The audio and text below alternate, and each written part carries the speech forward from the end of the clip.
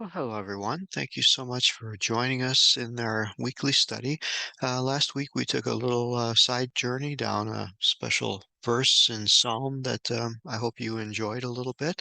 Well, today we're back on track, if you will, and we're in 1 Samuel chapter 24, and very interesting little bit of study here. The Bible doesn't always say or give us a lot of insight into some of the personal pieces of our life, of the personal side of hygiene and daily life. But today we get a little bit of insight into that and uses some interesting verbiage in the Bible to describe that. So why don't we just dig in? Verse 1, scenario is still here is Saul and his armies are chasing David, and he had been divinely redirected last time. If you remember, he was about to uh, get David, and a messenger came, could be angelic, came and told him that the Philistines were attacking, and so he left David. David and his men still stayed in hiding. And so now it says Saul has returned from fighting with the Philistines, and he was told that David and his men were in the wilderness of En-Gedi, and En-Gedi, so he went after them, and Saul took 3,000 chosen men, highly trained, skilled fighters, went after David. And do you remember how many men David had? Well, he had 600. So this is, a five times offside battle here of David's men, 600 versus Saul's men of 3,000. You would think, this is quite a large group of men. Even 600 men are a huge amount that you have to support with food and weaponry and things like that. They have to sleep. They have to take all of their gear along. So this is quite a to-do. So they're going to seek David, and they come to this mountain. Remember the mountain before, where one would go around one side and the other kind of playing ring around the rosy around this huge mountain. Well, now they're in a similar situation that David and his men are in a very tough. Remote area, very difficult to get around in.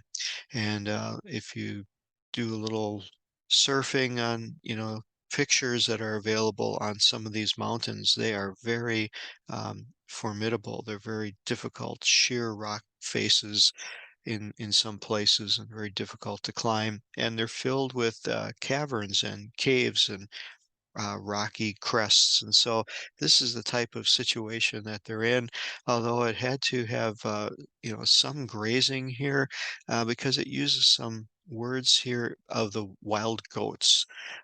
These were goats like mountain goats that were able to traverse the very treacherous ground. So they likened David's men to the area where the wild goats frequented. So again, very treacherous, very steep, dangerous, not easy to walk around. But there were 600 men climbing around these rocks. So that's a very interesting thought.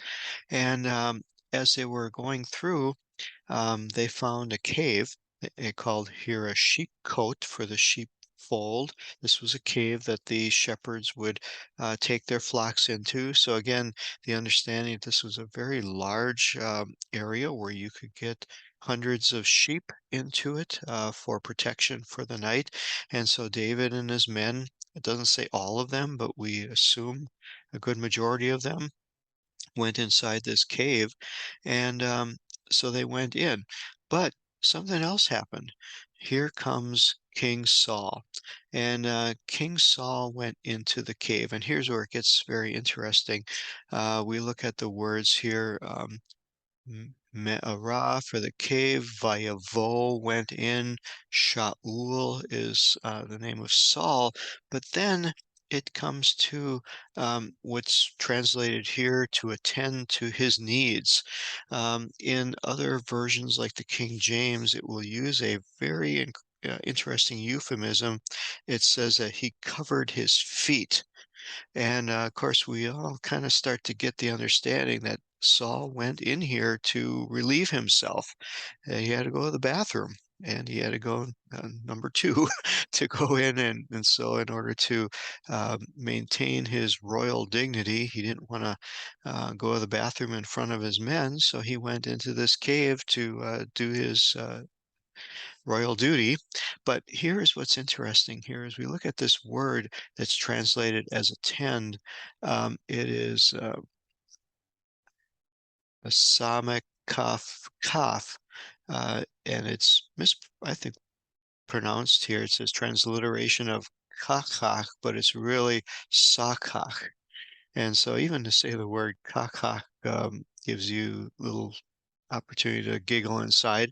As kids, I'm sure that word came up a lot, but it says that it is overshadowing, to screen or to cover. And this euphemism of relieving oneself is called covering one's feet.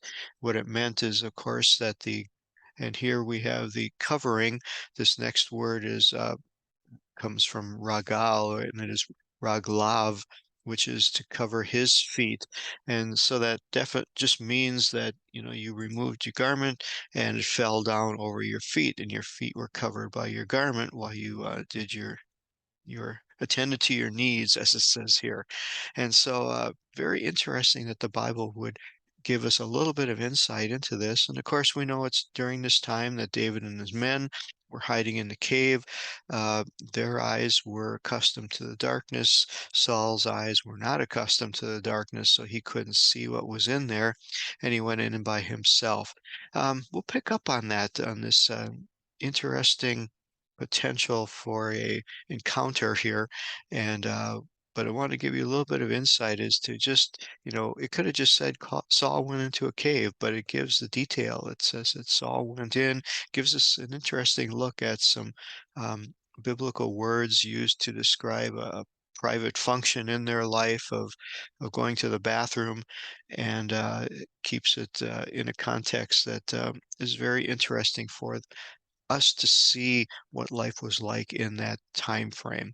We don't know much about any of other situations on how they bathed or how they took care of their other bodily needs, but we get a little insight here. So, all right, God's word has it all, and today we get another little glimpse of it. So take care. God bless you, and we look forward to seeing you next week. Bye bye.